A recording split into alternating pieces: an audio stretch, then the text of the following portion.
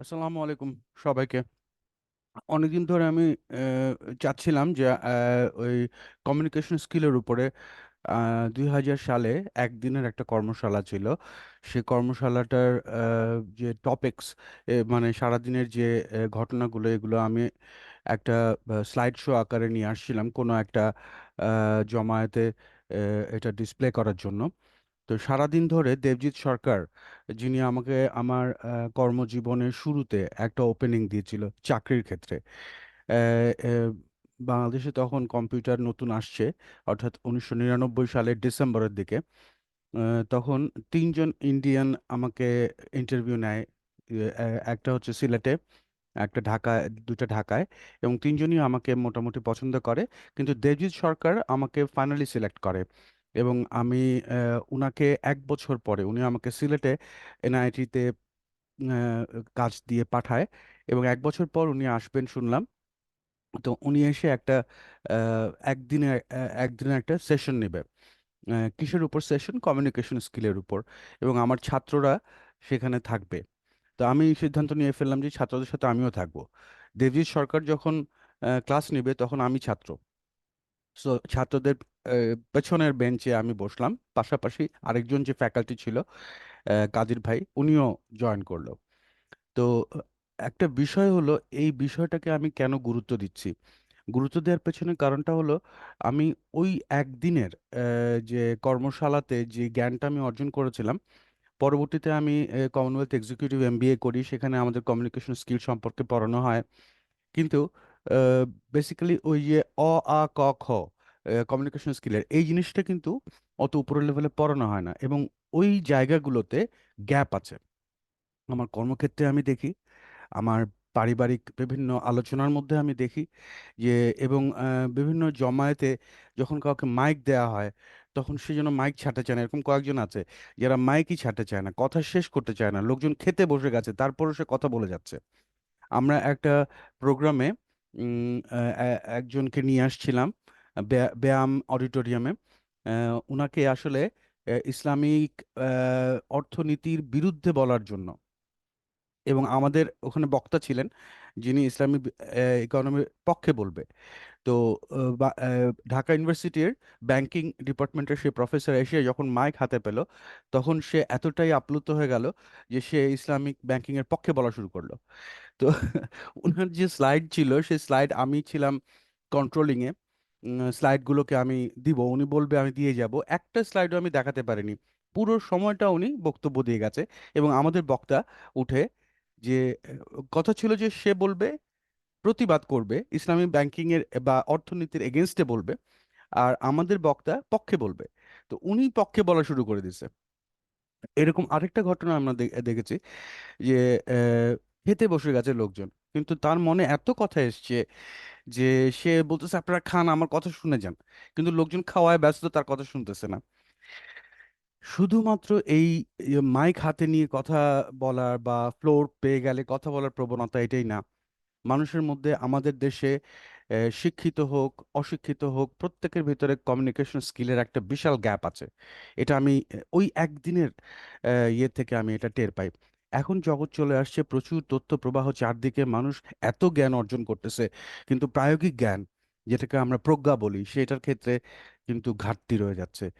তো আমি সময় বেশি নিব না, মানুষ বেশি সময় এখন চায় না, বড় লেখা পড়তে চায় না। আমি লেখালেখি করি। আমি বলি যে একটা নির্দিষ্ট পরিমাণ না পড়লে আসলে সেই বিষয়টার গভীরে প্রবেশ করা যায় না। তো খুব ছোট্ট করে লেখা, অনেকে বলে ছোট্ট করে লেখেন, একটা করে ট্যাগলাইন দিয়ে দেন, এটা অনেক চলতেছে আজকাল ফেসবুকে, টিকটকে। টিকটকে তো মাত্র অল্প সময়ের জন্য একটা ভিডিও।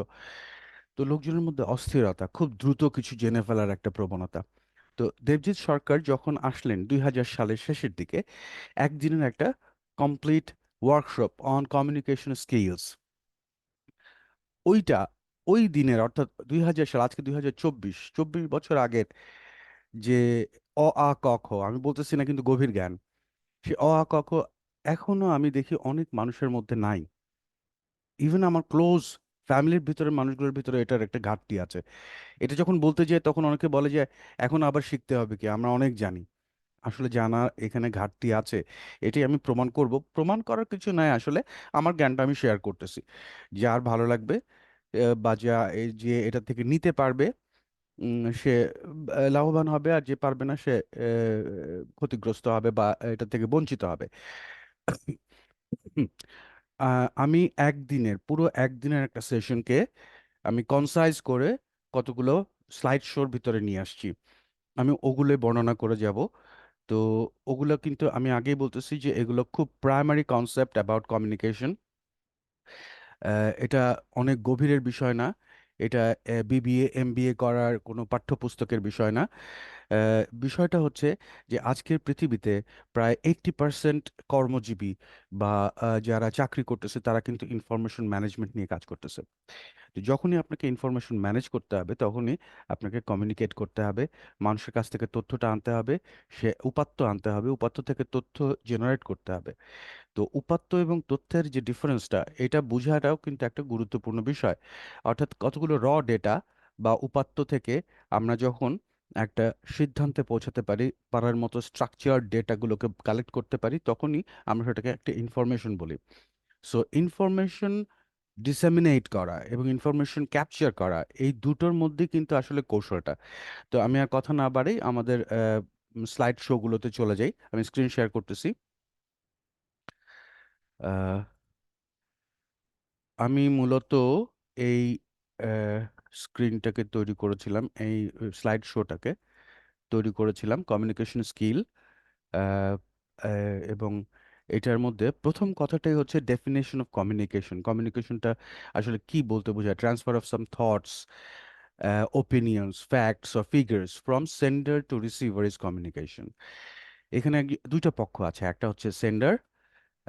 ওয়ান ওয়ে কমিউনিকেশনে শুধু সেন্ডার কমিউনিকেট করে রিসিভারের সাথে। হ্যাঁ, সেন্ডার বলে, রিসিভার শোনে। আরেকটা হচ্ছে সেন্ডার শোনে, মানে জাস্ট অপোজিট, আর রিসিভার বলে। তো এটাকে আমরা বলি two way communication, interactive.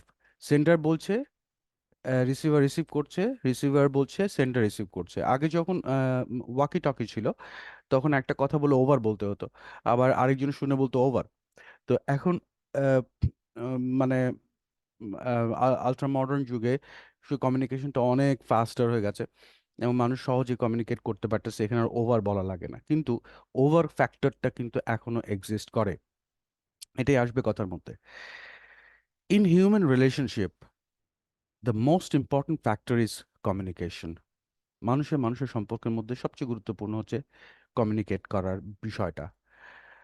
The reasons of the most relationship problems আর কমিউনিকেশন প্রবলেমস। আমাদের মধ্যে প্রচুর ঝগড়া হয়, কনফ্লিক্ট অফ ওপিনিয়ন, যে কোনো বিষয়ে ঝগড়া বিবাদ। হ্যাঁ, মানে একজন আরেকজনকে বুঝতে পারে না। এগুলো মূলতই হচ্ছে কমিউনিকেশন থেকে আসে, মানে মিসকমিউনিকেশন থেকে আসে। TCP/IP, Transmission Control Protocol অথবা Internet Protocol, is the only protocol which sends back an acknowledgement of receiving any information. It is a very important fact. আপনি যে তথ্যটা গ্রহণ করলেন, সেটা যে আপনি গ্রহণ করেছেন সেটা স্বীকারোক্তি। আমরা যখন সামনাসামনি কথা বলি তখন আমরা মাথা নাড়ি যে হ্যাঁ, বুঝতে পারছি। এবং এখানে একটা মজার ব্যাপার ছিল, এক লোক আমাদের মোহাম্মদপুরে ছিল, শৈলী গৃহ নির্মাণ প্রকল্পের ম্যানেজার টাইপের। তো উনি কথায় কথায় বলতো, কথাটা বুঝেন জানি, কথাটা বুঝেন জানি। আর আমার আমার মাকে যদি কেউ বলতো যে ব্যাপারটা বুঝতে পারছেন, আম্মা খেপে যেয়ে বলতো যে আমি একজন গ্রাজুয়েট মহিলা, আমি কেন আপনার কথা বুঝতে পারবো না। আসলে বিষয়টা হচ্ছে সে লোকটা জানতে চাচ্ছে যে আমার তথ্যটা আপনার কাছে পৌঁছেছে কিনা। এবং আমাদের এক স্যার আছে, ডিজিএম স্যার আছে, বলে যে আমি কি ব্যাপারটা আপনাকে বুঝাতে পারছি। সো আসল বিষয়টা হচ্ছে যে আমি যে কথাটা বললাম সেটা সেন্ডারের কাছে প্রপারলি গেল কিনা, এটা এনশিওর করা। সো অলওয়েজ রিমেম্বার, আমরা অনেক সময় ভুলে যাই, একটা ইমেল পাওয়ার পর সেটাকে রিসেন্ড করতে হয়, যে অ্যাকনোলেজ করতে হয়। এই যে অ্যাকনোলেজমেন্টটা, যে হ্যাঁ, আমি পাইছি, আমি বুঝছি, এটা বুঝাতে হবে। এনিহাও, আচ্ছা, এর পরের বিষয়ে আসি। কমিউনিকেশন এক্সারসাইজ করেছিল আমাদেরকে চাইনিজ হুইসপার। এটা একটা মজার ইয়ে ছিল। আমাদের কে স্যার ডেকে নিয়ে গেল। হ্যাঁ, একজনকে একটা কাগজে লিখে দিল, বা লিখতে বললো একটা তথ্য, দিয়ে প্রথম জনকে বলতে বললো যে কানে কানে পরের জনকে বলতে। তো এইভাবে কানে কানে সিরিজ ওয়াইজ লোকের কাছে যেতে যেতে লাস্ট ম্যানকে ডেকে বললো যে কি তথ্যটা দেওয়া হয়েছিল। দেখা গেছিল যে ওখানে কাকের বাচ্চার মতো কালো কালো একটা বাচ্চা প্রসব করছে এক মহিলা, ওই পাশের লোক বলতেছে যে কাক কাক প্রসব করছে, কাকের বাচ্চা প্রসব করছে। তো আসলে ব্যাপারটা হয়ে গেল কি, যে তথ্যটা যখন আমরা কানে কানে বা একজনের কাছ থেকে আরেকজনের কাছে যায়, তখন সেটা কিছু না কিছু পরিবর্তিত হতে থাকে। এটাকেই বলে চাইনিজ হুইসপার। চাইনিজ হুইসপার বলতে বোঝাচ্ছে যে আমরা যখন তথ্য ডিসামিনেট করি, তখন যখন আমরা কানে কানে ডিসামিনেট করি বা একজন থেকে আরেকজনে যায়, তখন তথ্যটা বদলে যায়। তো এই ব্যাপারটা মাথায় রাখতে হবে। দ্বিতীয় যে জিনিসটা, বিষয়টা হচ্ছে যে এই ক্ষেত্রে রেসপন্সিবল কে, যে একটা ভুল তথ্য গেল। আমি আমার চাকরকে বললাম যা ডিম নিয়ে আয় এক হালি, সে ধম করে নিয়ে আসলো এক হালি হাঁসের ডিম, দিলাম ওরে থাপ্পড়। বিষয়টা হচ্ছে যে আমি বলছি তোকে আমি সবসময় ডিম মুরগির ডিম খাই, তুই হাঁসের ডিম আনলি কেন? ভুলটা তো ওর না, ভুলটা তো আমার। আমি যখন তাকে নির্দেশ দিচ্ছি তখন তো আমি তাকে বলে দেই নাই যে এটা মুরগির ডিম আনতে হবে। সে তার বুদ্ধিমতো নিয়ে আসছে। এখানে তো দোষটা আমার। এখানে বুঝতে হবে রেসপন্সিবলটাকে। যে ইনফরমেশনটা দেয়, প্রথম ডিসামিনেট করে, সেই আসলে রেসপন্সিবল। আমি দেখছি দেবজিৎ সরকার যখন আমাকে সিলেটে পাঠায় চিটাগাং থেকে, আমি চিটাগাংয়ে ইন্টারভিউ দিয়েছিলাম, তো সে আমাকে বারবার করে বলে দিছে যে কোথায় যেতে হবে, কার সাথে কমিউনিকেট করতে হবে, আমাকে লিখে দিছে। এবং হি ওয়াজ সো মাচ কশাস আমাকে ইনফরমেশনটা ডিসামিনেট করতে। সো এখানে the sender is responsible. Most of the communication problems are due to the sender then the receiver. এটা মাথায় গেঁথে নেন, যে আমরা যদি কাউকে কখনো কোনো কথা বলি, সে যদি সেটা ভুলভাবে অন্য কাউকে বলে, এটা তার দোষ না, এটা আমার দোষ। আচ্ছা, go back and verify 100 times to be sure of your delivered message. এটা এখন যে উপরের দিকে আমি দেখছি, যে উপরের দিকে যারা যায় বড় বড় স্যারেরা, হ্যাঁ, তারা কিন্তু এই জিনিসগুলো মেনটেন করে, বারবার চেক করে দেখে যে আমি ঠিক বলছি কিনা, তুমি ঠিক বুঝছো কিনা। এরপরের যে এক্সারসাইজটা ছিল সেটা হচ্ছে অপারেশন পিল অফ। একজন ভলান্টিয়ারকে নেওয়া হয়েছিল এবং তাকে বাইরে বের করে দেওয়া হয়েছিল, হ্যাঁ। আহ, এবং তাকে সবাইকে বলে দেওয়া হয়েছিল যে কতগুলো ছবি দেখানো হয়েছিল, বলছিল যে সে লোকটা যখন আসবে তখন ওই ছবিগুলোকে আঁকতে বলতে হবে অন দ্য স্ক্রিন, কিন্তু বলা যাবে না যে এটা আঁকো। সে একটা রকেটের ছবি, তাকে বলতে হবে একটা ত্রিভুজ আঁকো, তার নিচে একটা স্ট্রেট লাইন দাও, তারপরে একটা গোল চিহ্ন দাও, এইভাবে বলতে হবে। তো দেখা গেছে যে আমরা যখন ডেসক্রাইব করি, যে ডেসক্রাইব করে বিষয়টাকে, আমরা কোনোভাবেই সেই ছবিটার কাছাকাছি যেতে পারি না। তো আমরা যখন কোনো একটা ঘটনা অন্য আরেকজনের কাছে বলি, তখন সেই ঘটনাটা কিন্তু আসলে আমরা হুবহু বলতে পারি না। এখানে অনেক কিছু মিশাল আসে, এটা is very tough thing to do. So operation pin of আসলে এই এক্সারসাইজটা ওই কথাটাই বলে। Any communication starts with a thought. একটা চিন্তা দিয়ে কিন্তু একটা কমিউনিকেশন শুরু হয়। A person who is less communicative have less thoughts. আজকাল আমরা কিন্তু বিদেশে কোনো একটা গান আপলোড হলে হাজার হাজার লাইকস আসে, হুম, কমেন্টস আসে। আমাদের এখানে কেউ কমেন্টসই করতে চায় না, ঠিক আছে, কেউ ভয় পায়। মানে আসলে মানুষের মধ্যে চিন্তার একটা সীমাবদ্ধতা আছে, কি না কি হয় সে চিন্তাই করতে চায় না। আমার এক বন্ধু ছিল, সে চিন্তা করাটাকে দুশ্চিন্তা মনে করতো। হ্যাঁ, যখনই বলতাম তুমি কি চিন্তা করো না, সে বলছে আমি চিন্তা করি না, মাথাটাকে ফ্রি রাখি। সে মাথাটাকে আসলে ফাঁকা রাখে, ফ্রি রাখে না। আপনার ভিতরে থটস না থাকলে আপনি কি কমিউনিকেট করবেন? সো আপনার ভিতরে থটস জেনারেট করতে হবে, হ্যাঁ। So have a practice of generating thoughts to be more communicative. আমাদেরকে একটা করে কাগজ লিখে দিল, বললো যে তোমার প্রিয় ব্যক্তি সম্পর্কে লিখো। আমরা ভয়ে ভয়ে লিখলাম, ভাবলাম যে এটা বোধহয় পড়ে শোনাতে হবে। আসলে তো পড়ে শোনানো না, বললো যে এটা পকেটে রেখে দাও, এবং এই যে একটা লাইন তুমি লিখলা, এটা তোমার একটা থটস জেনারেট হলো। সুতরাং তোমার ভিতরে চিন্তা থাকলে তুমি সেটা কমিউনিকেট করতে পারবা। তো চিন্তা যদি না থাকে, তাহলে তুমি সেটা কমিউনিকেট করতে পারবা না। এটা ছিল আসলে একটা শিক্ষা। জেনারেটিং নো কমিউনিকেশন, আমি কথাই বললাম না। আমরা অনেক সময় দেখি যে মানুষ দেখে যাচ্ছে কিন্তু কোনো মন্তব্য করতেছে না, হ্যাঁ। বা স্বামী স্ত্রীর মধ্যে ঝগড়া লাগছে, তারা কেউ কথা বন্ধ করে দিছে, এই যে ফুল মানে পিন্ড অফ সাইলেন্ট, দুজনের মধ্যে কোনো কথাবার্তা নেই, আইস ক্রিয়েট হয়ে গেছে। এইটাকে কমিউনিকেশনে ক্রাইম হিসেবে ধরা হয়, is a crime which is the cause of most relationship problems. এবং like problems in the coworkers, husband and wife, adolescent child and parents, close friends, etc. The mo- you must have a thought, আপনার মধ্যে একটা চিন্তা থাকতে হবে। You must express it, এটা প্রকাশ করা উচিত। এবং keeping quiet is an improper communication. আপনি যদি চুপ করে থাকেন বা প্রকাশ না করেন নিজেকে, ইটস অ্যান ইমপ্রপার কমিউনিকেশন। আচ্ছা, conduct a creative thinking session, write 4 lines on someone you like the most. এটা আমাদের করা ছিল, একটু আগে বললাম যে আমরা ভয়ে ভয়ে লিখছিলাম, যে পরে এটা আমাদের পকেটে রেখে দিতে বলছে। যে আসলে আমাদের থটস জেনারেশনের জন্য লিখতে হবে। Communication are of two types, verbal and non verbal. একটা এটা আমরা জানি, আমি যে হাত পা নাড়তেছি, কথা বলতেছি, আমি টিচিং দিয়ে আমার চাকরি জীবনের শুরু। টিচিং এর ক্ষেত্রে আমার মনে আছে যে টিচারদেরকে কিন্তু কিছুটা অ্যাক্ট করা লাগে। আমি যখন স্কুলে পড়তাম তখন আমাদের হেড স্যার একদিন একটা ক্লাস নিল, আমরা খুব মনোযোগ দিয়ে শুনতেছি। তো স্যার আমাদেরকে ইনক্রিজ অ্যান্ড ডিক্রিজ পড়াচ্ছিল। তো কিছুক্ষণ পর স্যার আমাদের মাথার চুল ধরে উঁচু করে বলতেছে ইনক্রিজ, নিচু করে বলতেছে ডিক্রিজ। সো এই যে ঘটনাটা, এটা আমার মধ্যে দাগ কেটে গেছে।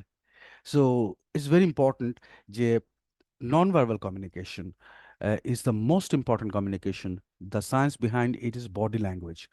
Communication experts are experts on body language. Females are more frequent than male in body language. মেয়েদের ক্ষেত্রে বডি ল্যাঙ্গুয়েজে এক্সপার্টিসটা বেশি। এটা সচরাচর দেখা যায়, কিন্তু এখন ছেলেরাও এর দিকে আগায় আসছে। আই কন্ট্যাক্ট আর most powerful non-verbal communication. A good teacher will always have an eye to eye contact with his students. A person who is telling you about something about some incident and not having eye contact means he is less confident or he is telling a lie. মিথ্যা বলছে হয়তো, অথবা সে confident নয় বিষয়ে, যদি চোখে চোখে না তাকায় কথা বলে। A person while walking and looking forward is a confident guy. A person while walking and looking downward is a less confident guy. A person walking and looking upwards is an overconfident guy, এবং সে man হলে পড়ে যাবে। ঠিক আছে, over confidence is always bad. Nonverbal communication is the best communication as we learn it from our age of less than 2 years. A little baby communicates with us by cry, laugh, smile, and also by pointing his fingers to this and that. Acha, verbal communication is never 100% perfect to express your thoughts or communicating. এটা তো শুধু, এটা নতুন কথা না, এটা ভাষা ছন্দের মধ্যে রবীন্দ্রনাথও বলে গেছে যে ভাষার সীমাবদ্ধতা আছে। এই সীমাবদ্ধতার কারণে আমাদের হাত পা নাড়তে হয়। আমরা অনেক কথা বলি হাত পা নেড়ে। এরপর আমাদেরকে আরেকটা সেশনের মধ্যে নিয়ে যাওয়া হয়, সেটা হচ্ছে দ্য স্টোরি অফ রূপসীনগর। রূপসীনগর গল্পটা আমি খুব দ্রুত বলে যাব। আমাদের একজনকে বাইরে বের করে দেওয়া হয়েছিল, তারপর বলা হলো যে তোমাদের মধ্যে দুটো দল হবে, হ্যাঁ।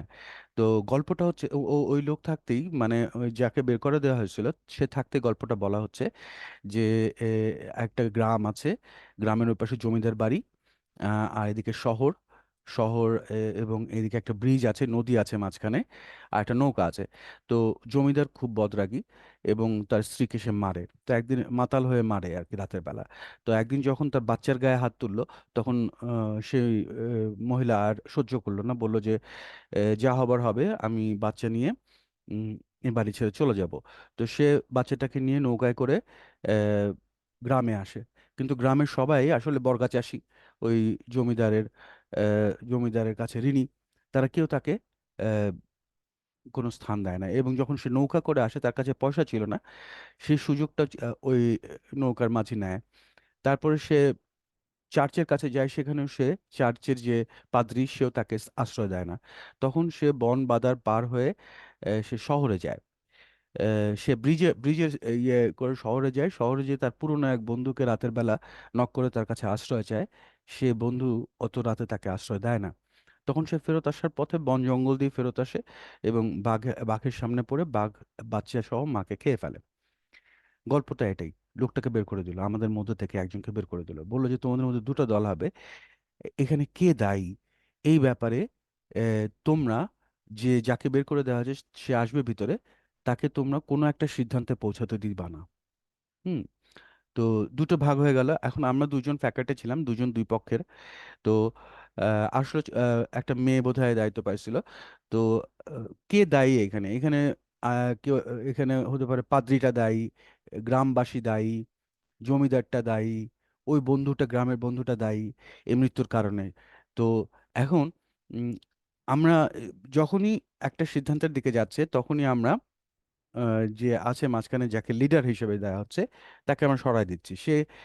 সে একবার এই পক্ষের কথা শুনতেছে, একবার ওই পক্ষের কথা শুনতেছে। তো আমি যেহেতু ফ্যাকাল্টি ছিলাম, আমার ইনফ্লুয়েন্স ছিল, আমি যে যুক্তি দেখাইছিলাম যে এটা একটা মোরালিটির কোয়েশ্চেন, সো আমার ছাত্ররা একদিকে চলে আসাতে অন্য ছাত্ররা এদিকে চলে আসছে, যার ফলে ড্রিলটা ওখানে সাকসেসফুল হয়নি। তখন স্যার বলল যে আসলে অন্য জায়গায় ড্রিলটা করতে গেলে দেখা গেছে যে যাকে সিদ্ধান্ত নিতে দেওয়া হয়েছে সে তার হাতের কোকাকোলা বোতলটা ছুঁড়ে মারছে।